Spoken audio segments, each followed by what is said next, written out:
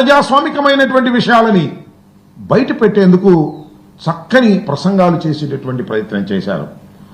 ఉచిత ఇసుక ఎంత దౌర్భాగ్యంగా జరుగుతుందో దాన్ని చాలా వివరంగా కౌన్సిల్లో చెప్పడం జరిగింది.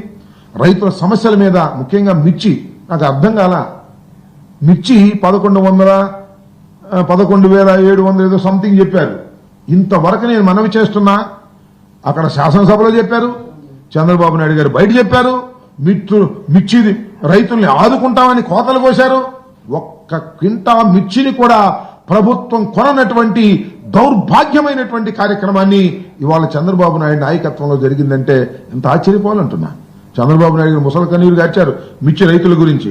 అన్నదాత సుఖీభవ ఎగ్గొట్టేశారు ఒకసారి, మళ్ళీ రెండోసారి కూడా ఏదో అరకొర బడ్జెట్లో అరకొరలు పెట్టారు. అసలు బడ్జెట్ స్వరూపాన్ని మొత్తం మనం చూసినట్లయితే ఏమీ లేవు. ఇచ్చిన హామీలు సూపర్ 6లో అమలు చేసేటటువంటి కార్యక్రమమే లేదు.